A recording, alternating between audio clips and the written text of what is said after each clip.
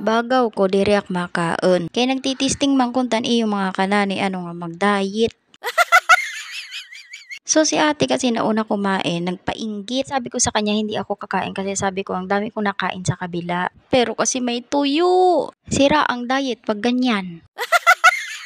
Sana all nagda-diet.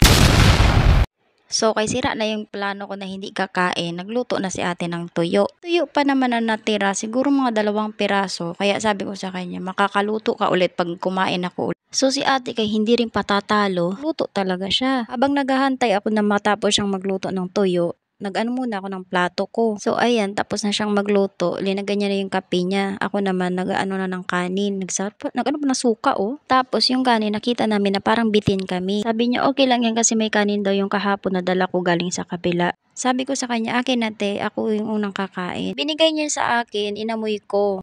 Nung inamoy ko siya, sabi ko, ti parang may ibang amoy na. Parang sabi ko, parang panis na. Tapos yun, sabi niya, inamoy din niya. Yun, linagay niya lang sa basurahan kasi panis na nga siya. Siguro dahil sa sobrang init dito, kaya mabilis mapanis ang mga pagkain. Lalo na kung hindi nakaglagay sa ref. Ginawa niya, nagtanong siya sa baba kung may kanin daw. Manghingi daw siya kahit konti lang. Kaya yun, natawa ako sa kanya. Sabi ko, manghingi talaga. No choice din eh. Pagtawag niya, sabi niya, wala daw eh. Yung nangyari daw eh. Yung parang ano lang, parang lugaw. Kaya napasaing si ate, nagsaing siya ulit ng ng kanin. So habang nagaantay ako ng sinaing na kanin, kinain ko yung mga siguro 2 kutsara sigurong kanin, sinundok ko. Kinakain ko muna siya habang nagaantay ako. Nagaantay kasi naubos na yung kanin ko. Nanonood ang inday niyo ng Netflix. Sana all nanonood ng Netflix. Hindi naman kasi nanonood yung mga alaga ko, kaya ako na lang yung nanood. So, dumating si ate, sabi ni ate, kainin ko daw lahat ng sinaing niya. Natawa ako. Talagang nagsaing siya kasi alam niya na kulang yung kanin namin. So, natawa na lang din siya kasi nagpahabol talaga siya ng pagkain para lang hindi kami mabitin. So, ang nani niyo, habang nagnunood ng Netflix, hindi pala alam na nalagay na yung kanin doon sa mesa. Hanggang sa umalis na lang ulit si ate at bumalik, doon ko lang nalaman na nandyan na pala yung kanin. Salamat ate sa pagsasaing. Dito, nung kumakain na kami, may batang panggulo sa likod ko. Syempre, may tuyo, hindi mawawala ang kape.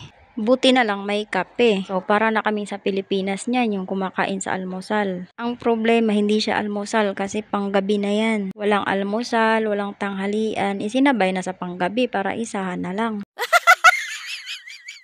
Magud man ini. So, ang nanay nyo, kaya hindi mapakali sa pinapanood. Minsan, tumitingin pa doon sa pinapanood niyang Netflix. Diyos ko mga kanani, halos 1 buwan ko na pinapanood niya sa Netflix. Ang haba pala niya. Akala mo ano siya, yung isang episode lang. Yung pala, ang dami niyang episode. Yung isa kong alaga, pinalipat niya yung pinapanood ko. Ayaw daw niya yun. Lipat ko na lang doon sa Cocomelon kasi yun naman ang gusto niya. Nang natapos na ako, sabi ko ayoko na, full na ako. Hingi naman tong alaga ko. Sabi niya gusto daw niya ng fish. Binigyan naman siya ni ate, pero siya ang pinakahuling kumain talaga. Ito talagang anak ng mga amo ko, ang gusto nilang pagkain pang Pilipino. So, tapos na tayo kumain, magpadidi na naman tayo, o diba? Masusula.